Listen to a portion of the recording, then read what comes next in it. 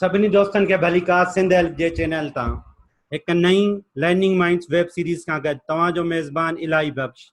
सिंध जा खोड़ सारा नौजवान हायर स्टडीज़ करण लाइ ॿाहिरि खां डिग्री करणु चाहींदा आहिनि। उन्हनि जा ख़्वाब हूंदा आहिनि त उहे बि कंहिं नाले वारी यूनिवर्सिटी में दाख़िला हासिल कनि जीअं पंहिंजो ऐं पंहिंजे मुल्क जो नालो रोशन करे सघनि। जॾहिं उहे शागिर्द या शागिर्दारियूं अब्रॉड वञण लाइ तयारी कंदा आहिनि, उहे उन्हनि नंढियुनि मिसअंडरस्टैंडिंग ऐं कंफ्यूजन जे करे उहे पंहिंजनि ख़्वाबनि खे अनकम्प्लीट अणपूरो छॾे ॾींदा आहिनि।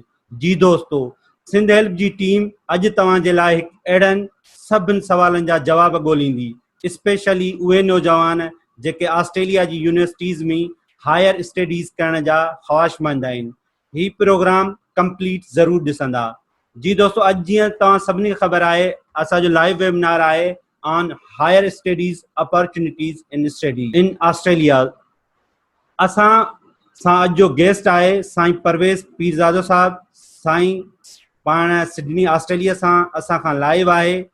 साईं जो थोरो इंट्रोडक्शन कराईंदो हलां। साईं परवेज़ साहब जेको आहे USA aid AED Aga Khan university Sindh education foundation अहिड़ियुनि वॾियुनि ऑर्गेनाइज़ेशन में कमु कयो आहे ऐं बेस लाइन सर्वेस उन सां गॾोगॾु साईं कंडक्ट कया आहिनि एज़ ए फ्रीलांस कंसल्टेंट। साईं जेको आहे हिकु ॿी वॾी अचीवमेंट आहे पढ़ाईअ जे हवाले सां। साईं ॿिनि मुख़्तलिफ़ मुल्कनि जूं डिग्रियूं हासिल कयूं आहिनि, हिकु UK खां ऐं ॿी करंटली साईं डॉक्टरेट करे रहिया आहिनि ऑस्ट्रेलिया खां। जी दोस्तो, as before we are going to sir Parvez, तव्हां सभिनी खे ख़बर आहे असांजे फॉर्मेट जी प्रोग्राम जी त तव्हां असां खां क्वेश्चन करे सघो था सोशल मीडिया जे थ्रू, फेसबुक ते ऐं यूट्यूब ते ऐं प्लस जेको आहे असांजा ॿिया चैनल्स आहिनि, जीअं असांजो ग्रुप आहे उन ते बि व्हाट्सअप ते, ऐं तव्हांजा क्वेश्चन जेका आहिनि उन्हनि जा जवाब सर परवेज़ ॾींदो। ऐं हाणे हलूं था सिधो सिडनी साईं पाण परवेज़ साहब जे। साईं अस्सलाम वालेकुम। जी वालेकुम। साईं कहिड़ा हाल आहिनि? ख़ुशि आहियो? जी जी ठीकु ठाक साईं, वॾी वॾी महिरबानी तव्हांजी असांजे सिंध हेल्प जे प्लेटफॉर्म ते अचण ते। ऐं आई होप सो कि असांजा नौजवान फ़ाइदो वठंदा इन शइ जो ऐं उन मां अॼु घणो कुझु सिखण लाइ मिलंदो ऑस्ट्रेलिया जी स्टडीज़ जे लाइ। साईं, सभ खां पहिरीं एज़ पर अवर फॉर्मेट तव्हां पंहिंजे असांजे इंट्रोडक्शन ॾियो पंहिंजो, त असांजे नौजवान इहो तव्हांजे जेका अचीवमेंट्स आहिनि उन्हनि मां सिखनि त साईंअ जी जर्नी किथां खां शुरू थी ऐं हाणे किथे आहे साईं, उन खां पोइ असां अॻिते हलंदासीं। जी साईं। जी महिरबानी। सभ खां पहिरियों त तव्हांजी मां शुक्रगुज़ार आहियां, थोराइतो आहियां तव्हां मूंखे इनवाइट कयो ऐं मूंखे मौक़ो मिलियो त मां पंहिंजा एक्सपीरियंसिस जेके ॿियनि नौजवाननि सां शेयर कयां ऐं जेके थी सघे थो उन्हनि खे पंहिंजे कैरियर में फ़ाइदो ॾियनि। तव्हां काफ़ी इंट्रोडक्शन त कराए छॾियो, कुझु शयूं मां एड कंदुमि। सभ खां पहिरियों त मुंहिंजो तालुक़ु हिकिड़े नंढड़े ॻोठ सां आहे, बलड़े जी ॻोठ असांजो, जेको मुंहिंजे दड़े भरिसां ज़िले लाड़काणे में आहे। तालीमी अदबी ऐं सहाफ़ती हवाले सां काफ़ी मशहूरु ॻोठ आहे। त उतां मां प्राइमरी तालीम हासिल कई ऐं मां तक़रीबन सॼो अरसो सरकारी स्कूलनि में पढ़ियो आहियां। ऐं मां उन दौर में पढ़ाई शुरू कई जॾहिं इंग्लिश जेका आहे उनजी शुरूआति 6वीं क्लास खां थींदी हुई, 5 ताईं त असांखे ABCD न ईंदी हुई। त मतिलबु चवण जो मक़सदु इहो आहे त जेकॾहिं माण्हू ट्राई करे कोशिशि कंदो रहे, महिनत कंदो रहे, त पंहिंजो मुक़ाम हासिल करे सघे थो पंहिंजे कैरियर में, पंहिंजी लाइफ में। त उन खां पोइ मां पहिरीं डिग्री मां पाण शाह अब्दुल लतीफ़ यूनिवर्सिटी खैरपुर मां हासिल कई हुई ऐं उन खां पोइ मां NGOs फील्ड में शामिलु थी वियो हुउमि। ऐं उते पोइ जॉब जे दौरान मूंखे इहो अहसासु थियो त जेकॾहिं अॻिते वधणो आहे, कैरियर में का जॻह ठाहिणी आहे, त तव्हांखे का वधीक पढ़णो पवंदो, छो त पढ़ाई जी का उमिरि न आहे। उन वक़्त ताईं मूंखे इहो अहसासु न हो त बसि हिकिड़ी डिग्री करे वरिती त बसि काफ़ी आहे, हाणे सॼी उमिरि जॉब्स करणियूं आहिनि। त उन वक़्तु मूंखे अहसासु थियो त पढ़ाई जी का उमिरि न आहे। हर वक़्तु माण्हू कोशिशि कजे त माना पंहिंजे प्रोफाइल खे बहितर खां बहितर कजे, वधि खां वधि तालीम हासिल कजे। छो तव्हांखे NGO फील्ड अहिड़ी आहे जेका ज़ाहिर आहे परमानेंट जॉब्स न हूंदियूं आहिनि, कॉन्ट्रैक्ट बेसिस ते हूंदियूं आहिनि ऐं तव्हां पंहिंजी परफॉर्मेंस बेस ते, तव्हां पंहिंजी मेरिट ते अॻिते वधंदा आहियो। उन लाइ ज़रूरी आहे त तव्हां वटि हायर क्वालिफिकेशन हुजे ऐं स्पेशली इहो हिकिड़ो असां ट्रेंड आहे त बदकिस्मती सां असांजी पंहिंजी यूनिवर्सिटीज़ जो एतिरो कैलिबर या एतिरो मक़ाम न आहे, जंहिंजे करे असांखे मजबूरन फॉरेन यूनिवर्सिटीअ में वञिणो पवंदो आहे पंहिंजे प्रोफाइल खे पंहिंजे प्रोफेशनल जेका कैरियर आहे उनखे डेवलप करण लाइ। त जॾहिं मां पंहिंजे NGOs फील्ड में आम त मूंखे अहसासु थियो त हिन शइ खे फॉरेन जेके क्वालिफिकेशन आहिनि हायर एजुकेशन आहे उहा ज़रूरी आहे माण्हुनि लाइ। त इन करे मूंखे जेका पहिरीं मास्टर्स अब्रॉड करण जो मौक़ो मिलियो उहो masters in education and international development हुई जेका यूनिवर्सिटी ऑफ लंडन UK में हुई। उहो हिकिड़ो मिक्स मोड कोर्स हो, हुन में हिकिड़ो सेमेस्टर लंडन में हो ऐं बाक़ी ऑनलाइन हो, ऐं उहा कॉमनवेल्थ जी स्कॉलरशिप हुई जेका मूंखे ऑन जॉब अपॉर्चुनिटी मिली हुई त मां उहा डिग्री हासिल करे सघां। उन खां पोइ वरी मां कंटिन्यू कयो पंहिंजी जॉब्स खे ऐं वरी मूंखे मौक़ो मिलियो त मां सेकेंड मास्टर्स वरी ऑस्ट्रेलिया में कयां जेका हुई masters in human rights and democratisation. उहा मां यूनिवर्सिटी ऑफ सिडनी मां कई, उहा यूरोपियन कमीशन जी स्कॉलरशिप हुई। ऐं अॼुकल्ह मां PhD पियो कयां, उहा बेसिकली मुंहिंजी डिग्री त एजुकेशन में आहे पर मां human rights education in Pakistani schools इहो मुंहिंजो टॉपिक आहे, जंहिंजे लाइ मां डेटा कलेक्शन सिंध जे 12 स्कूलनि में तक़रीबन 6-7 महीना मां गुज़ारिया हुआ ऐं हुते लेसन ऑब्जर्वेशन्स कया हुआ ऐं उतां सॼी डेटा खणी अॼुकल्ह मां थीसिस लिखां पियो ऐं मुंहिंजो इरादो आहे त हिन साल जे आख़िर ताईं मां पंहिंजी थीसिस सबमिट कराए छॾींदुमि। हाणे मां जेको मुंहिंजो स्ट्रगल आहे हिन में कहिड़ा प्रोसेस हुआ ऐं उहे सभु एक्सपीरियंस शेयरिंग मां अॻिते कंदुमि, पर इहो मुख़्तसर ज़बरदस्त सर, ज़बरदस्त तव्हांजी अचीवमेंट। वाक़ई जीअं तव्हां ॿुधायो त तालीम हासिल करण जी का उमिरि न हूंदी आहे, तव्हां माशाल्लाह अञा यंग आहियो। हाणे अचूं था असां पंहिंजे टॉपिक जी तरफ़। त असांजो जेको मेन अॼुकल्ह प्रॉब्लम आहे उहो इहो ई आहे नौजवाननि खां, त मोस्टली उहे ख़्वाब त ॾिसंदा आहिनि ऑस्ट्रेलिया वञण जा या ॿाहिरि अब्रॉड एडमिशन लाइ, पर उन्हनि जा जेके आहिनि नंढनि नंढनि मसइलनि जे करे उहे रहिजी वेंदा आहिनि। त साईं तव्हां असांखे इहो ॿुधायो तव्हांजी इन्हनि ऑस्ट्रेलिया में एडमिशन वठण जो छा प्रोसेस आहे, कीअं अप्लाई करे सघिजे थो ऐं कहिड़ी जॻह ते ऐं कहिड़ियुनि यूनिवर्सिटियुनि में अप्लाई करणु घुरिजे ऑस्ट्रेलिया में? जी जी, सभ खां पहिरियों त मां इहो ॿुधाईंदुमि त अॼुकल्ह इंटरनेट जो दौरु आहे ऐं इंटरनेट ते तव्हां जेकॾहिं वञो त एतिरियूं हज़ार अपॉर्चुनिटीज़ मौजूदु आहिनि। सिर्फ़ु तव्हांखे त टाइम ॾियणो आहे ऐं पंहिंजे लाइ सही अपॉर्चुनिटी ॻोल्हणी आहे। त इन करे जेकॾहिं तव्हां हर नौजवान कोशिशि करे त तव्हां रोज़ानो कुझु टाइम इंटरनेट खे ॾींदो, इंटरनेट सर्चिंग कंदो, ऐं सर्चिंग बि हिकिड़ी स्किल आहे। ईअं त तव्हां बसि सॼो ॾींहुं नेट ते वेठा हूंदो, तव्हांखे का त पंहिंजे लाइ हिकिड़ी गाइडलाइन ठाहियो, पंहिंजो कुझु फोकस एरियाज़ सिलेक्ट कयो ऐं पोइ तव्हां इंटरनेट ते सर्च कयो ऐं पोइ हर अपॉर्चुनिटी खे डिटेल में पढ़ो त छा रिक्वायरमेंट आहे, हुन लाइ तव्हांखे कीअं तयारी करणु घुरिजे ऐं जल्दी बिल्कुलु न कयो। हर शइ खे टाइम ॾियो ऐं पोइ छो त टाइम कंज्यूमिंग कमु आहे। त जेसिताईं ऑस्ट्रेलिया में यूनिवर्सिटी जो ताल्लुक़ु आहे त मां मास्टर्स यूनिवर्सिटी ऑफ सिडनी मां कई हुई ऐं अॼुकल्ह मां जेका PhD आहे यूनिवर्सिटी ऑफ टेक्नोलॉजी सिडनी, उहा सिडनीअ में ई आहे पर ॿी यूनिवर्सिटी आहे उतां मां कयां पियो। त यूनिवर्सिटीज़ ऑस्ट्रेलिया जो जेको ताल्लुक़ु आहे उहो जेके 3 या 4 टॉप जा मुल्क आहिनि तालीम जे हवाले सां हुन में शुमारु थिए थो ऐं हुनजो यूनिवर्सिटीज़ बि वर्ल्ड रैंकिंग में काफ़ी मथे आहिनि। त हाणे हुन में 2 शयूं आहिनि। जेकॾहिं तव्हां जेको नौजवान को तमामु घणो कॉन्फिडेंट आहे, सभ खां पहिरियों त अंग्रेज़ी जी अहमियत तमामु घणी आहे। जेकॾहिं फॉरेन एजुकेशन में वञो था, तव्हां पंहिंजी अंग्रेज़ी खे इम्प्रूव कयो, इंग्लिश लैंग्वेज खे इम्प्रूव कयो, सेल्फ स्टडी कयो, या जेकॾहिं तव्हां को सेंटर जॉइन करे सघो था उहो कयो, या ॿिया दोस्त जेके सीनियर दोस्त आहिनि उन सां गॾु तव्हां राब्ते में रहो ऐं पाण खे इंग्लिश लाइ तयारु कयो। ऑस्ट्रेलिया में घणे भाॻे आइल्स जेका टेस्ट आहे उहा पास करणी हूंदी आहे, त उन लाइ तव्हांजी एडमिशन लाइ रिक्वायरमेंट हूंदी आहे त घटि में घटि 6.5 बैंड या 7 बैंड खपंदो आहे ऑस्ट्रेलिया में यूनिवर्सिटीज़ में एडमिशन लाइ। त हिकिड़ो तव्हां पाण खे इंग्लिश लाइ तयारु कयो, इंग्लिश पंहिंजी सुठी रखो, उन खां पोइ तव्हां यूनिवर्सिटीज़ खे एक्सप्लोर करणु शुरू कयो। मास्टर्स लेवल जी स्टडीज़ लाइ जेकॾहिं मां ॿुधायां त जीअं त मां सवेर ॻाल्हि कई, जेकॾहिं तव्हां तमामु घणो कॉन्फिडेंट आहियो, तव्हांजी इंग्लिश तमामु एक्सीलेंट आहे, एक्स्ट्राऑर्डिनरी आहे ऐं तव्हांजो जेको पुराणी डिग्री आहे, मां इहो सजेस्ट कंदुमि त घटि में घटि 16 ईयर एजुकेशन तव्हां वटि हुजे त पोइ अप्लाई कयो। छो त 16 ईयर एजुकेशन खां पोइ जेके पोस्ट ग्रेजुएट अपॉर्चुनिटीज़ आहिनि मास्टर्स या PhD उहे तमामु घणियूं आहिनि निस्बतन ग्रेजुएट स्टडीज़ जे।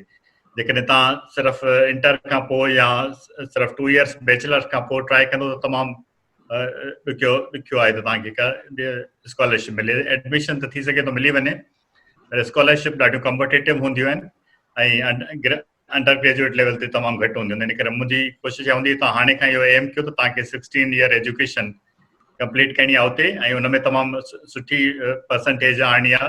GPA या जेका परसेंटेज या जो ग्रेड आहे उहो मतिलबु जेतिरो सुठो हूंदो ओतिरा वधीक चांसिस आहिनि तव्हांखे एडमिशन या स्कॉलरशिप मिलण जा।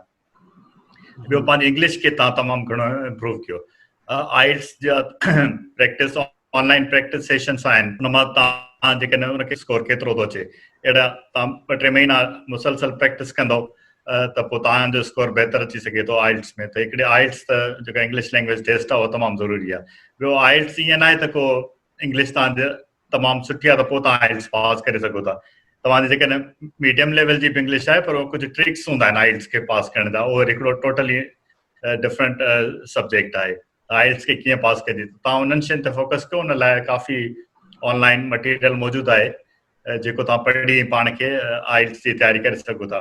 ऐं आइल्स जेका आहे उहा नॉर्मली 2 सालनि लाइ वैलिड हूंदी आहे, त तव्हां हिकिड़ो प्रैक्टिस कंदा रहो ऐं जॾहिं तव्हां सम्झो त हाणे तव्हां बिल्कुलु रेडी आहियो कंहिं यूनिवर्सिटी में अप्लाई करण लाइ त पोइ आइल्स कयो ऐं पोइ नेक्स्ट 2 साल आहिनि तव्हां वटि त इन दौरान तव्हांखे का ऑफर मिली वञे कंहिं यूनिवर्सिटी में। त हिकिड़ी शइ त इहो आहे जेके ॿुधायो पिए त जेकॾहिं तव्हां ऑस्ट्रेलिया में जेके यूनिवर्सिटीज़ आहिनि उहो तव्हां जेकॾहिं तमामु घणो कॉन्फिडेंट आहियो त तव्हांजी इंग्लिश तमामु सुठी आहे ऐं तव्हांजो बैकग्राउंड में जेके पुराणी डिग्री में परसेंटेज या स्कोर आहे उहो तमामु सुठो आहे त पोइ तव्हां जेके टॉप यूनिवर्सिटीज़ आहिनि उनखे टारगेट कयो। मिसाल तव्हां जेकॾहिं वर्ल्ड रैंकिंग सर्च कंदव त हर साल जी वर्ल्ड रैंकिंग हूंदी आहे, हुन में ऑस्ट्रेलिया जूं कहिड़ियूं यूनिवर्सिटीज़ टॉप 10 में या टॉप 50 में आहिनि त तव्हां तमामु घणो कॉन्फिडेंट आहियो त पोइ तव्हां उन्हनि यूनिवर्सिटीज़ खे टारगेट कयो। पर जेकॾहिं तव्हां सम्झो था त तव्हां एवरेज हिकिड़ो तव्हांजो बैकग्राउंड आहे पंहिंजी पढ़ाई में ऐं इंग्लिश में त पोइ तव्हां मिड लेवल यूनिवर्सिटीज़ ट्राए कयो। अहिड़ियूं यूनिवर्सिटीज़ जेके मेन सिटीज़ खां थोरो ॿाहिरि आहिनि, रीजनल एरियाज़ में न आहिनि या नंढनि शहरनि में आहिनि, उते तव्हां इहो फ़ाइदो थींदो त उते कंपटीशन घटि हूंदो आहे ऐं तव्हां जेको आहे पंहिंजी जेका अपॉर्चुनिटी आहे उते तव्हांखे अवेल करण में मिली वेंदी आहे। त कंहिं ॻाल्हि ते इहा थी वई हिते इंग्लिश तमामु इम्पोर्टेंट आहे, तव्हांखे पंहिंजी इंग्लिश जी तयारी करणी आहे, आइल्स में सुठो स्कोर आणणो आहे। ऐं ॿियो आहे त तव्हांजी जेका पुराणी डिग्री आहे उन्हनि में तव्हांजी जेका परसेंटेज या GPA आहे उहो सुठो हुजणु खपे। 2 मेन शयूं आहिनि कंहिं बि यूनिवर्सिटी में एडमिशन या स्कॉलरशिप लाइ। हुन मां ॿियो तरीक़ो इहो आहे त मतिलबु एडमिशन त अक्सर माण्हुनि जी थी वेंदी आहे पर स्कॉलरशिप मसइलो हूंदो आहे त स्कॉलरशिप उन लाइ तव्हांखे हाईली कम्पीट करिणो पवंदो आहे सॼी दुनिया जा जेके स्टूडेंट्स अप्लाई कनि था उन्हनि सां। त उन लाइ इहो आहे त हिकिड़ो त पार्शियल स्कॉलरशिप्स हूंदियूं आहिनि, ॿियो फुल स्कॉलरशिप्स हूंदियूं आहिनि। त जेकॾहिं तव्हां जॾहिं अप्लाई कंदा आहियो त तव्हांखे हिकिड़ो रेस्पॉन्स मिली वेंदो आहे यूनिवर्सिटीज़ में, त उहे तव्हांखे सिर्फ़ु ऑफर था कनि ऐं स्कॉलरशिप नथा ॾियनि या पार्शियल स्कॉलरशिप था ॾियनि ऐं उन खां पोइ तव्हां हुननि सां नेगोशिएट करे सघो था। जेकॾहिं फुल स्कॉलरशिप न आहे त सिर्फ़ु पार्शियल स्कॉलरशिप लाइ तव्हांखे कंसीडर कनि। पार्शियल स्कॉलरशिप इहा हूंदी आहे तव्हांखे सिर्फ़ु फी वेव ऑफ थी वेंदी आहे ऐं बाक़ी तव्हांखे स्टाइपेंड न मिलंदो आहे, उन लाइ तव्हांखे पाण पंहिंजो जेका इनकम आहे जनरेट करणी हूंदी आहे। पर इहा बि हिकिड़ी वॾी सपोर्ट हूंदी आहे छो त हिते यूनिवर्सिटी जी फीस तमामु घणी आहे का तक़रीबन पर सेमेस्टर $20,000 या $30,000 जी रेंज में पर सेमेस्टर फीस हूंदी आहे। त जेकॾहिं तव्हांजी फीस वेव ऑफ थी वञे तॾहिं बि तव्हां हिते अची ऐं पंहिंजी पढ़ाई जारी रखी सघो था। त हाणे हिकिड़ो त इहो थी वियो तव्हांखे कहिड़ी यूनिवर्सिटीज़ खे टारगेट करिणो आहे, इहो तव्हां पंहिंजो जेको बैकग्राउंड आहे उनखे ॾिसी तव्हां डिसाइड कंदा। फर्ज़ कयो तव्हांजो आइल्स जो स्कोर 6.5 आहे ऐं तव्हांजी पोइ जेका GPA आहे उहा मतिलबु तक़रीबन 70% ऑन एवरेज तव्हांजी आहे, त पोइ तव्हांखे तमामु घटि चांस आहिनि त के जेके हाई रैंकिंग यूनिवर्सिटीज़ आहिनि उन में तव्हांखे अपॉर्चुनिटी मिले। थी सघे थो एडमिशन मिली वञे पर स्कॉलरशिप तमामु ॾुखी आहे त अहिड़नि यूनिवर्सिटीज़ में मिले। त इन करे अहिड़नि जेके टॉप जी यूनिवर्सिटीज़ आहिनि उते पोइ तव्हांखे अप्लाई करे ऐं टाइम ज़ाया करण जी ज़रूरत न आहे। इन करे तव्हांखे पंहिंजी जेका बैकग्राउंड आहे उनखे नज़र में रखी ऐं यूनिवर्सिटीज़ खे टारगेट करिणो आहे। जेकॾहिं तव्हांजो 6.5 बैंड स्कोर आहे इंग्लिश में ऐं 70% परसेंटेज आहे तव्हांजी पुराणी डिग्रीअ में, तव्हांखे मिड लेवल यूनिवर्सिटीज़ में खे टारगेट करिणो पवंदो जेके मेन सिटीज़ खां ॿाहिरि आहिनि ऐं या रीजनल एरियाज़ में आहिनि या जेके नंढा सिटीज़ आहिनि उते आहिनि। त हुन में तव्हां जी ज़बरदस्त। तव्हां ॿुधायो त जीअं असां टारगेट कयूं त उन्हनि यूनिवर्सिटीज़ खे कयूं जेका इज़ीली असांखे एडमिशन ॾेई सघनि ऐं देन असां जेको आहे स्कॉलरशिप लाइ कयूं। जी दोस्तो, जी जी तव्हां अॻिते जेको आहे साईं खां असां मालूम कंदासीं त असांजो जेको आहे अॻिते एडमिशन खां पोइ जेका डॉक्यूमेंट्स रिक्वायरमेंट हूंदी आहे, डॉक्यूमेंट्स जो हूंदो आहे, उन्हनि में असां कीअं पोइ उनखे असां ॾिसी सघूं था त उन्हनि खे कहिड़ी रिक्वायरमेंट आहे उन्हनि खां, जीअं प्रोफेसर थिया या एडमिशन जो प्रोसेस हूंदा आहिनि, जीअं कंसल्टेंट हूंदा आहिनि उते जा जेका एडमिशन डिपार्टमेंट हूंदो आहे, उन सां कीअं कॉन्टेक्ट में कजे, कहिड़ा डॉक्यूमेंट्स खपंदा, कीअं कंदासीं? जी जॾहिं तव्हांखे ऑफर मिलंदी आहे त उहा या त कंडीशनल ऑफर हूंदी आहे या कंफर्म ऑफर हूंदी आहे। जेकॾहिं कंडीशनल ऑफर हूंदी आहे त उन में रिक्वायरमेंट्स लिखियल हूंदियूं आहिनि त तव्हां जेकॾहिं हीअ रिक्वायरमेंट्स पूरियूं कंदव उन खां पोइ तव्हांखे कंफर्म ऑफर मिलंदी, या जेकॾहिं डायरेक्ट ई तव्हांखे कंफर्म्ड ऑफर मिले थी त उन में इहो मैंशन हूंदो आहे तव्हांखे कंहिं एजुकेशन कंसल्टेंट जे थ्रू प्रोसेस करिणो आहे। मिसाल AEO आहे हिकिड़ी, AEO ऑर्गेनाइजेशन आहे, एजुकेशन कंसल्टेंट्स आहिनि, उहे नॉर्मली ऑफिशियल कंसल्टेंट्स हूंदा आहिनि ऑस्ट्रेलियन यूनिवर्सिटीज़ जा। त उहा यूनिवर्सिटी पाण ई तव्हांखे चवंदी त तव्हांजो हीअ ID नंबर आहे, एप्लीकेशन ID नंबर आहे, ऐं तव्हां इन ID नंबर जे थ्रू AEO सां राब्तो कयो। तव्हां जंहिं सिटी में आहियो, कराची में आहे, हैदराबाद जी में ख़बर न आहे, पर थी सघे उते बि हुजे, त उन सां राब्तो कयो ऐं उहे पोइ तव्हांखे गाइड कंदा स्टेप बाय स्टेप तव्हांखे छा शयूं खपनि। उन लाइ जेके मेन शयूं खपंदियूं आहिनि, हिकिड़ो तव्हां पासपोर्ट, वैलिड पासपोर्ट हुजे, ऐं इन खां अलावा तव्हांजी जेके डिग्रीज़ आहिनि उहे अटेस्ट थियल हुजनि नोटरी पब्लिक खां ओरिजिनल ते, ऐं तव्हांजी CV ठहियल हुजे जंहिंमें सॼी तव्हांजी बैकग्राउंड जी पुराणियूं क्वालिफिकेशन्स लिखियल हुजनि। हिकिड़ो तव्हांखे पर्सनल स्टेटमेंट लिखिणो हूंदो आहे त तव्हां छाजे लाइ अप्लाई कयो पिया या हिन सां कहिड़ो फ़ाइदो थींदो, हुन में तव्हांखे डेमोन्स्ट्रेट करिणो पवंदो आहे त तव्हांखे एजुकेशन हासिलु करण जो शौक़ु आहे, तव्हांजो बैकग्राउंड तमामु सुठो रहियो आहे पास्ट में, ऐं इहो जेको कोर्स जंहिंजे लाइ तव्हां अप्लाई कयो था उहो पाकिस्तान में अवेलेबल न आहे, ऐं उन सां तव्हांखे कहिड़ा फ़ाइदा थींदा, ऐं वापसि वञी तव्हां उन डिग्री जे बेस ते पाकिस्तान जी कीअं ख़िदमत करे सघंदव या पंहिंजी कैरियर खे कीअं बहितर बनाए सघंदो, इहे सभु शयूं हुन में प्रूव करणियूं हूंदियूं आहिनि। तव्हांखे थोरो फैमिली जो बैकग्राउंड बि ॾियणो हूंदो आहे, तव्हांजी फैमिली कीअं आहे, तव्हांजो फादर छा कंदो आहे, या तव्हां जेकॾहिं स्कॉलरशिप जी तव्हांखे नीड आहे त उहो सॼो डेमोन्स्ट्रेट करिणो पवंदो आहे। त इहो हिकिड़ो पर्सनल स्टेटमेंट हुन में अची वेंदो आहे। ऐं जेकॾहिं तव्हांजो कोई एक्सपीरियंस आहे, जेकॾहिं तव्हां डिग्री कई आहे ऐं विच में 2-3 साल एक्सपीरियंस कयो आहे त तमामु घणो हुनजो एडवांटेज थींदो आहे, हिकिड़ी प्लस पॉइंट आहे। हिते इन शइ खे इनकरेज कयो वेंदो आहे त तव्हां जेकॾहिं इवन अंडर ग्रेजुएट बि कयो था त एक्सपीरियंस ज़रूरु गेन कयो। हिते जेके ऑस्ट्रेलिया में नौजवान आहिनि, छोकिरा छोकिरियूं, उहे पढ़ाई सां गॾु नंढा नंढा कम बि जारी रखंदा आहिनि, इवन एज़ अ वॉलंटियर बि कमु कंदा आहिनि, छो त इहो एक्सपीरियंस काफ़ी क़ीमती हूंदो आहे, अॻिते हली एडमिशन में कमु ईंदो आहे। हिकिड़ो त तव्हां पढ़ाई सां गॾु जेको सोशल वर्क आहे या जेको ॿियो कम्युनिटी ऑर्गेनाइजेशन्स आहिनि, या जेकॾहिं तव्हांखे का पार्ट टाइम जॉब मिली थी वञे त उहो तव्हां पंहिंजी CV में ज़रूरु मेंशन कयो, त उन सां तव्हांजी प्रोफाइल काफ़ी स्ट्रॉन्ग थी वेंदो। अच्छा सर, हिकु ॿियो स्टूडेंट्स खां मसइलो थींदो आहे, स्टूडेंट्स जेको आहे हितां अप्लाई बि कंदो आहे, IELTS जो स्कोर बि क्लियर कयईं, उन खां पोइ जेको आहे हू चाहींदो आहे त ज़ाहिरी आहे मां उन कंट्री में वञा जिथे मूंखे जेको आहे उते जॉब अपॉर्चुनिटीज़ बि हुजनि। मतिलबु मेन पाकिस्तान जी रिक्वायरमेंट जी जेको छोकिरो हूंदो आहे उहो कोशिशि कंदो आहे पाकिस्तान सब कॉन्टिनेंट में इहो आहे, तव्हां उते पाण बि ॾिसो पिया त इंडियन आहिनि, बांग्लादेशी आहिनि, उहे बि इहे कोशिशि कंदा आहिनि त असां जेको आहे उते अपॉर्चुनिटीज़ असांखे मिली सघनि करंट स्टडी ड्यूरिंग स्टडी, त असां जेको आहे पंहिंजा एक्सपेंसिस कढी सघूं। त उन जे हवाले सां तव्हां छा था चओ, उते जेको आहे जेकॾहिं डिग्री कहिड़े सेक्टर में हुजे या उते अपॉर्चुनिटी वधीक थी मिली सघनि थियूं, या कहिड़ा कहिड़ा असां पहिरां ई प्रिपरेशन कयूं त असां उते कमु करे सघूं था त एतिरो एक्सपेंसिस वग़ैरह ईज़ी कढी सघूं।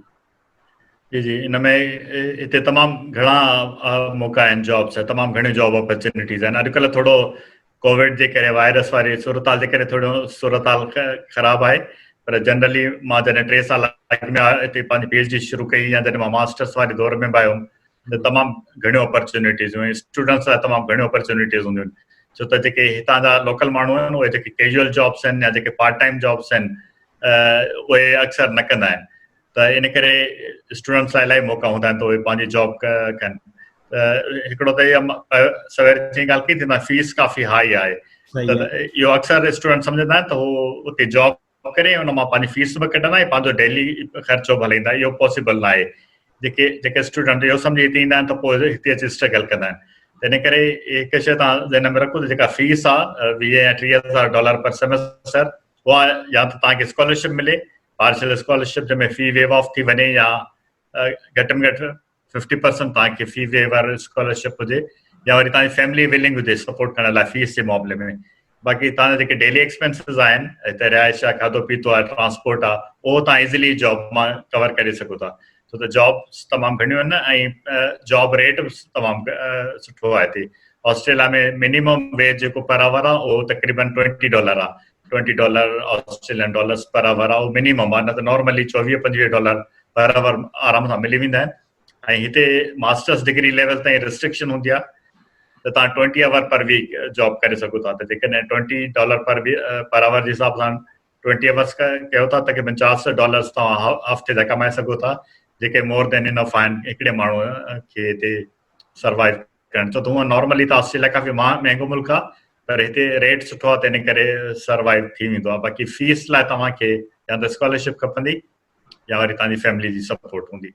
ऐं हुन में जेको प्रोफेशन या तव्हांजो जेको फील्ड आहे, हुन सां फ़र्क़ु नथो पए। को बि इंटरनेशनल स्टूडेंट, जेका तव्हां वटि इंटरनेशनल स्टूडेंट वीज़ा आहे, त तव्हां हिते इज़िली जॉब करे सघो था।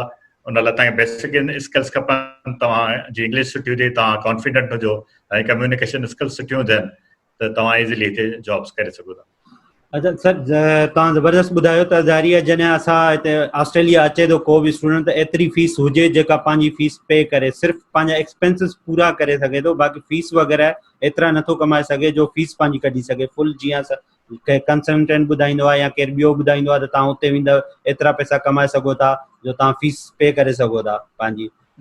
रियलिस्टिक न आहे। हा, इहो रियलिस्टिक न आहे। इहा ज़बरदस्त। या त तव्हां फुल टाइम जॉब कयो जेको लीगली पॉसिबल न आहे, या वरी पोइ तव्हांजी पढ़ाई डिस्टर्ब थींदी, पोइ मां कंप्रोमाइज़ करणो पवंदो तव्हांखे कंहिं शइ हवाले सां। सही आहे, ज़बरदस्त सर ॻाल्हि ॿुधाई। त तव्हांखे जेको आहे पंहिंजे पहिरां ई माइंड सेट करिणो पवंदो त तव्हांजो जेको आहे सिर्फ़ु एक्सपेंसिस निकिरंदा ऐं उहो जेको आहे तव्हांखे तालीम। सर हिकु ॿी ॻाल्हि था हलूं त तव्हां जेका यूनिवर्सिटीज़ आहिनि हुते ऑस्ट्रेलिया में, उहे कहिड़नि शहर आहिनि जिते तव्हां जीअं शुरूअ में ॿुधायो असांखे त तव्हां नंढनि यूनिवर्सिटियुनि खे, कॉलेजनि खे, उन्हनि कोर्सिस खे अप्रोच कयो जेके तव्हांखे ईज़िली एडमिशन बि ॾेई सघनि, प्लस तव्हांखे जेको आहे शहर खां मतिलबु क़रीब बि हुजनि। तव्हां उन ऑस्ट्रेलिया त काफ़ी वॾो आहे, ऑस्ट्रेलिया जी कहिड़ियूं शहरनि खे अप्रोच करणु, जेका असांजा हिते सिंधी छोकिरा या पाकिस्तानी ओवरऑल ॾिसनि पिया, उहे इहो था कनि त कहिड़े शहर खे अप्रोच कनि त उते अपॉर्चुनिटीज़ बि हुजनि ऐं पढ़ाईअ जो लेवल जेको आहे उन जो छा तरीक़ेकार हूंदो आहे। उते स्टडीज़ जेका आहे पाकिस्तान वांगुरु त न हूंदो आहे, त हिते जेको आहे NAD में हिकिड़ी ॿी जनरेशन हूंदी आहे ऐं उते ॿिए शहर जी ॿी जनरेशन हूंदी आहे, या पढ़ाईअ जो डिफरेंस हूंदो आहे, पोस्ट करिकुलम जो सिस्टम अलॻि हूंदो आहे। तव्हां त बहितर ॼाणियो था छो जो तव्हां हिननि शयुनि ते वधीक स्टडीज़ बि करे रहिया आहियो ऐं प्लस रिसर्च बि आहे तव्हांजी। तव्हां उते ऑस्ट्रेलिया जी हायर स्टडीज़ जे बारे में ॿुधायो त उहा कीअं सिस्टम, कहिड़े यूनिवर्सिटी में किथे अप्लाई करे सघूं। जी, पहिरियों त तव्हां जे ॻाल्हि कई त सिडनी ऐं मेलबर्न हितां जा वॾे में वॾा शहर आहिनि, ऐं जेके टॉप 10 जेके ऑस्ट्रेलिया जी टॉप 10 यूनिवर्सिटीज़ खणंदव त हुन मां 7 या 8 सिर्फ़ु हिन ॿिनि शहरनि में हूंदो, सिडनी ऐं मेलबर्न। त जेकॾहिं तव्हां तमामु घणो कॉन्फिडेंट आहियो, तव्हांजी इंग्लिश IELTS में स्कोर तमामु सुठो आहे ऐं तव्हांजी जेका पुरानी डिग्री आहे हुन में परसेंटेज सुठी आहे, त पोइ त तव्हां मेलबर्न ऐं सिडनी में जी यूनिवर्सिटीज़ खे ट्राई करे ऐं कोशिशि करे सघो था। इन खां अलावा जेके ॿिया सिटीज़ आहिनि, ब्रिस्बेन आहे, पर्थ आहे, या एडिलेड आहे, या इवन जेके सिडनी खां ॿाहिरि हिकिड़ी वोलंगोंग एरिया आहे, या नॉर्दर्न टेरिटरी या तस्मानिया आहे, त उहो सिडनी मेलबर्न खे छॾे जेके बि एरियाज़ या रीजन्स आहिनि उते कॉम्पिटिशन एतिरो वधीक न हूंदो आहे, उते घणा चांसिस आहिनि त तव्हांखे एडमिशन बि मिली वञे ऐं स्कॉलरशिप बि मिली वञे। त इन करे उन्हनि यूनिवर्सिटीज़ खे टारगेट करणु खपे। ऐं ॿियो त तव्हांखे पंहिंजी फील्ड बि ॾिसणी पवंदी त तव्हांजी कहिड़ी फील्ड आहे। मिसाल एग्रीकल्चर आहे, त एग्रीकल्चर जूं यूनिवर्सिटीज़ तव्हांखे सर्च करणियूं पवंदियूं, त गूगल में सर्च कंदो त एग्रीकल्चर कोर्सिस इन ऑस्ट्रेलिया, त तव्हांखे ॿुधाईंदो त कहिड़ी यूनिवर्सिटी कयो। मां वेटनरी आहे, या सोशल साइंस आहे, या मतिलबु जेका फील्ड आहे तव्हांजी इंजीनियरिंग आहे, IT आहे, त उहो तव्हांखे उन फील्ड में करणु पवंदी। ऐं ॿियो तव्हां जीअं ॿुधायो हितां जो जेको एजुकेशन सिस्टम आहे उहो ज़ाहिर हीअ डेवलप कंट्री आहे ऐं सभिनी यूनिवर्सिटियुनि जो तमामु सुठो सिस्टम आहे। सिर्फ़ु इहो आहे त जेका रैंकिंग आहे उहा तमामु इंटरनेशनल रैंकिंग में काफ़ी शयूं ॾिठियूं वेंदियूं आहिनि, उनमें रिसर्च पब्लिकेशन्स आहे, तव्हांजो जॉब मार्केट आहे त ग्रेजुएशन खां पोइ जॉब जो रेशियो केतिरो आहे, त उहे सभु शयूं ॾिसणियूं पवंदियूं। बाक़ी तालीम जे हवाले सां ऑस्ट्रेलिया जी का बि यूनिवर्सिटी हुजे उहा ज़ाहिर आहे उनजो कैलिबर तमामु सुठो हूंदो ऐं तव्हां वटि ऑस्ट्रेलिया जी कंहिं बि यूनिवर्सिटी जी डिग्री आहे त उनजो तव्हांखे पंहिंजे कैरियर में फ़ाइदो थींदो। तंहिं करे इहो न सोचो त यूनिवर्सिटी जेके नंढी आहे त थी सघे थो तव्हांखे अॻिते हली जॉब्स न मिलनि या तव्हांजे कैरियर ते फ़र्क़ु पवंदो। ऑस्ट्रेलिया जी हर यूनिवर्सिटी वर्थ आहे त तव्हां हुते अप्लाई कयो। तंहिं करे मां इहो सजेस्ट कंदुमि त तव्हां अहिड़ियूं यूनिवर्सिटीज़ सर्च कयो जिते तव्हां पंहिंजो बैकग्राउंड जेको आहे उते तव्हां सम्झो त कॉन्फिडेंट हुजो हिते मूंखे मिली वेंदी त जीअं तव्हांजो टाइम ज़ाया न थिए तव्हांखे जल्दी का ऑफर मिली वञे।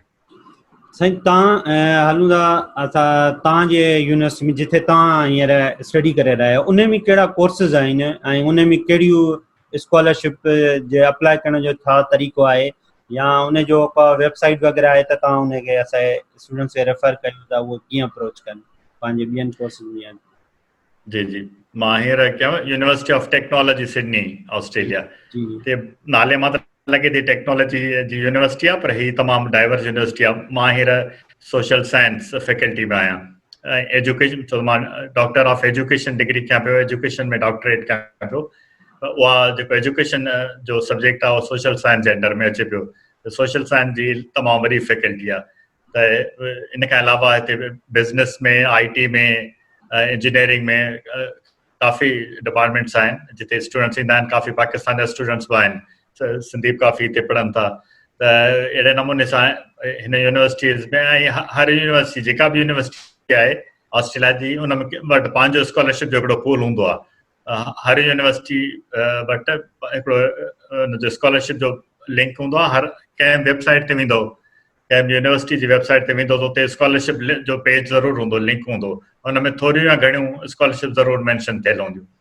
हुन में ॿिनि क़िस्मनि जूं स्कॉलरशिप हूंदियूं आहिनि। हिकिड़ियूं त रेगुलर हूंदियूं आहिनि जेके हर साल हुनखे ॾींदा आहिनि ऐं कुझु अहिड़ियूं जेके प्रोजेक्ट बेस हूंदियूं आहिनि। मिसाल थी जीअं मां जॾहिं 2017 में हिते डिग्री शुरू कई त उहो हिकिड़ो स्पेशल प्रोजेक्ट हो त PhD में 16 स्कॉलरशिप आयूं त उहे हुनखे ॾियणियूं। त तव्हांखे अहिड़े क़िस्म जा मौक़ा तलाश करणा पवंदा।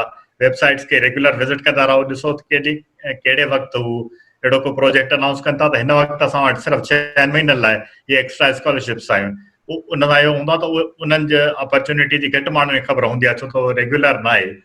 ऐं उन दौरान ई 6 महीननि जे दौरान तव्हां वटि जेकॾहिं हर शइ रेडी आहे, आइल्स रेडी आहे, तव्हांखे पंहिंजो सॼी डॉक्यूमेंट्स तयारु थियल आहिनि त तव्हां फौरन उहो अवेल करे सघो था। त अहिड़े नमूने सां रेगुलर बेसिस ते वेबसाइट्स विज़िट कंदा रहो यूनिवर्सिटीज़ जा ऐं उते अपॉर्चुनिटीज़ ॻोल्हींदा रहो। हर यूनिवर्सिटी जी पंहिंजो स्कॉलरशिप पेज हूंदो आहे ऐं हर यूनिवर्सिटी केतिरियूं स्कॉलरशिप। ज़बरदस्त सर, तव्हां ज़बरदस्त ॿुधायो। त असां दोस्तनि खे ॿुधाईंदा हलूं त असां तव्हां इहे लिंक जेके यूनिवर्सिटी जी आहे सर जी ऑस्ट्रेलिया सां उन सां असांजो लिंक तव्हांखे डिस्क्रिप्शन जे वीडियो में मिलंदो यूट्यूब ते। तव्हां उन यूट्यूब ते असांजी रिकॉर्डिंग ॾिसी सघो था। उते तव्हांखे जेको आहे वधीक तव्हां पंहिंजा सवाल उते बि छॾे सघो था यूट्यूब सिंध हेल्प ते। तव्हांखे दोस्तनि खे ॿुधाईंदो हलां त साईं जो जेको आहे तजुर्बो मैनेजमेंट साइड ते आहे। उहो साईं काफ़ी ऑर्गेनाइजेशन में कमु कयो आहे। हाणे साईं तव्हां असांखे इन खां अलावा का शइ हुजे जेका यूनिवर्सिटीज़ में या जेका तव्हां हुते फेस कई हुजे ऑस्ट्रेलिया में ऐं प्लस ऑस्ट्रेलिया जी इन्वायरमेंट में या ऑस्ट्रेलिया जे माण्हुनि सां जेका तव्हां कमिंग अचण वारा स्टूडेंट्स आहिनि या इंट्रस्टेड आहिनि उनखां का अहिड़ी शइ शेयर करणु चाहियो था, अहिड़ो मैसेज या अहिड़ी शइ त उहा ज़रूरु ॿुधायो। जी, हिकिड़ो त मां इहो शेयर कंदो हलां त मां UK में बि पढ़ियो आहियां ऐं अमेरिका में मां जॾहिं USA में जॉब कंदो हुउमि त अमेरिका मुंहिंजो 3 ट्रिप्स लॻा हुआ ऐं हुते मां हिकिड़े ट्रिप में 2 महीना बि रहियो हुउमि।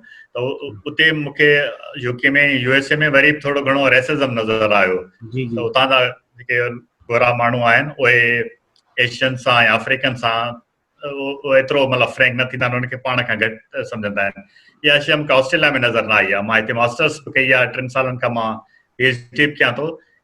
हिते हींअर कोविड वारी सूरत में वरी बि थोरो घणो एका दोका केसिस नज़र अचनि था रेसिज़म जा। बाक़ी इन जनरल ऑस्ट्रेलियन सोसाइटी ॾाढी वेलकमिंग ऐं फ्रेंडली आहे। इहो दुनिया जे हर माण्हू खे हिते वेलकम कंदा आहिनि। इन जो रीज़न इहो आहे त छो त ऑस्ट्रेलिया जा जेके ओरिजिनल माण्हू हुआ, एबोरिजिनल हुआ, जेके ब्लैक हुआ, उहे हिते हींअर मिनोरिटी में आहिनि। हिते अक्सरियत जेका उहा वाइट माण्हुनि जी आहे। जेके यूके खां या यूरोप खां माइग्रेट करे आया त उहे माण्हू सोचनि था त असां पाण ई माइग्रेट करे हिते आया आहियूं त असां ॿियनि खे छो चऊं त तव्हां हिते छो आया आहियो। इन करे उहे ॾाढा वेलकमिंग आहिनि। हिते तमामु घणा चाइनीज़ आहिनि, तमामु घणा इंडियन आहिनि, तमामु घणा पाकिस्तानी आहिनि, बांग्लादेशी आहिनि। हिते हिकिड़ो डाइवर्स ऐं मल्टीकल्चरल कंट्री आहे ऑस्ट्रेलिया। इन करे मूंखे पर्सनली मां जॾहिं हिते मास्टर्स कई त मूंखे हिते एतिरो मज़ो आयो जो मां PhD लाइ सिर्फ़ु ऑस्ट्रेलिया में ट्राई कयो। मां पंहिंजे PhD जो जॾहिं प्रपोज़ल ठाहियो ऐं मां फ़ैसिलो कयो त मां हाणे अप्लाई कंदुमि यूनिवर्सिटीज़ में, त मां कंहिं ॿी कंट्री में ट्राई न कई, मां सिर्फ़ु ऑस्ट्रेलिया में ट्राई कयो। पर ऑस्ट्रेलिया में त सिडनी में, मेलबर्न में, पर्थ में मां डिफरेंट यूनिवर्सिटीज़ में अप्लाई कयो हो ऐं पोइ मूंखे ॿ-3 जंहिं तां एडमिशन बि मुंहिंजी थी वई, पर मूंखे स्कॉलरशिप UTS में मिली। इन करे मां हिते हुउमि।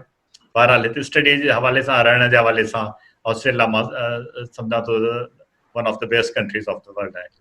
ज़बरदस्त सर, तव्हां ज़बरदस्त ॿुधायो।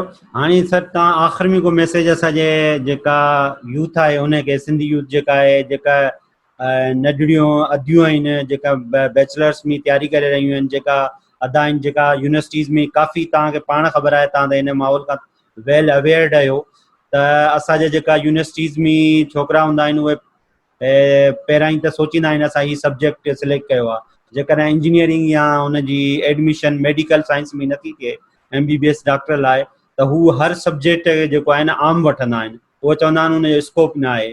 ऐं उन्हनि जो जेको आहे, तव्हां असांखे इहो ॿुधायो आहे, उन्हनि लाइ को मैसेज अहिड़नि नौजवाननि खे जेका का सलाह तव्हां ॾियणु चाहियो आख़िर में, प्लीज़ ज़रूरु शेयर कयो असां सां। जी, मां इहो चवंदुमि त को बि शोबो घटि या वधि न हूंदो आहे। उहो डिपेंड करे थो तव्हांजो इंट्रस्ट कहिड़े शोबे में आहे ऐं हुन में अपॉर्चुनिटीज़ बि तव्हांखे पंहिंजूं पाण पैदा करणियूं पवंदियूं आहिनि। तव्हां जंहिं सब्जेक्ट में पाण खे वधीक कंफर्टेबल सम्झो था, तव्हां कॉन्फिडेंट सम्झो था, मुंहिंजी तव्हांखे गुज़ारिश आहे त उन सब्जेक्ट में इहो न ॾिसो त मूंखे जॉब मिलंदी या न मिलंदी। छो त इहा ख़बर न आहे त 4 साल खां पोइ थी सघे थो मार्केट चेंज थी वञे ऐं जेको तव्हांजो पसंदीदा सब्जेक्ट आहे उहो अॻिते हली उन में ट्रेंड तमामु आम थी वञे। जीअं मिसाल, मां पंहिंजो कैरियर जी जॾहिं शुरूआत कई त हुन वक़्तु NGO फील्ड एतिरी कॉमन न हुई। अञा शुरू में 90s वारे दौर में NGOs त अचणु शुरू थिया, पर हाणे मां इहो रियलाइज़ कयां थो त तमामु सुठी फील्ड हुई ऐं NGOs हाणे काफ़ी ग्रो कयो आहे पाकिस्तान में इंटरनेशनली। ऐं जेके मां पंहिंजो डिग्रीज़ कयूं आहिनि उहे बि एजुकेशन या ह्यूमन राइट्स जेके आहिनि उहे सोशल डेवलपमेंट फील्ड सां रिलेट कनि थियूं। त उहे तव्हांखे इहो डिसाइड करिणो पवंदो त तव्हां इंट्रस्ट वारो सब्जेक्ट कहिड़ो आहे ऐं उन में तव्हांखे पंहिंजूं अपॉर्चुनिटीज़ पोइ काफ़ी मिली वेंदियूं। ऐं ॿियो मां इहो ॻाल्हि चवंदुमि त हिमत न हारियो, महिनत कंदा रहो। मूंखे PhD स्कॉलरशिप मिलण में तक़रीबन 4-5 साल लॻा हुआ।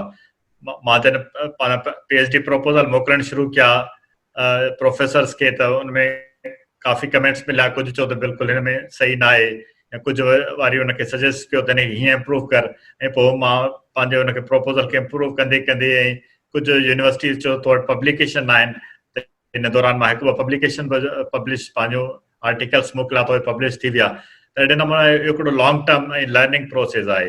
तव्हां हिमत न हारियो, कोशिशि कंदा रहो त तव्हांखे ज़रूरु अपॉर्चुनिटी मिलंदी। थैंक यू सर, महिरबानी तव्हांजी। तव्हांजे वॾी महिरबानी, तव्हां असांजे प्रोग्राम में आया ऐं असां सां हीअ सभु शेयर कयव। जेको तव्हांजो एक्सपीरियंस आहे, जेको तव्हांजो एडमिशन्स खां वठी ऐं यूनिवर्सिटी सिलेक्शन खां वठी प्लस जेकियूं बि असां सां तव्हां ॻाल्हियूं शेयर कयूं आहिनि, उहे वाक़ई नौजवान लाइ हिकु वॾी रहनुमाई ॾींदियूं ऐं उहो पंहिंजूं जेका आहे गोल्स खे अचीव कंदा। दोस्तो, तव्हां सभिनी खे ख़बर आहे त सिंध हेल्प जेका आहे उहो तव्हांखे कैरियर काउंसलिंग में ऐं उन एक्सपर्ट लर्निंग माइंड्स खां तव्हांखे कनेक्ट कंदी आहे, जेका उहे हींअर पंहिंजे इंडस्ट्रीअ में कमु करे रहिया आहिनि ऐं उहे अॻिते लीड करे तव्हांखे जेको आहे कुझु सिखण लाइ ॾींदा आहिनि। असांजो जेको मेन पर्पज़ आहे सिंध हेल्प जो, उहो आहे त लर्निंग कयो। लर्निंग ई असांजो जेको आहे हल आहे हिन मसइलनि जो जेका असां फेस करे रहिया आहियूं। तव्हां सिंध हेल्प खे सब्सक्राइब कयो ऐं उनखे ज़रूरु ॾिसो, छो जो उन में काफ़ी ईंदड़ प्रोग्राम बि आहिनि जेका यूरोप खां ऐं जर्मनी खां प्लस ॿियनि डिफरेंट कंट्रीज़ खां जेका असांजा सिंधी दोस्त, असांजा भाइर, असांजा वॾा ऐं जेका लर्निंग माइंड्स रहनि पिया, उन्हनि खां असां सिखंदासीं त कीअं असां उन्हनि जे नक्शे क़दम ते हली करे हिते एडमिशन में ऐं इल्म में असां अॻिते वधी सघूं था। ऐं तव्हां कीप लर्निंग, ख़ुशि रहो सदा। अल्लाह हाफ़िज़।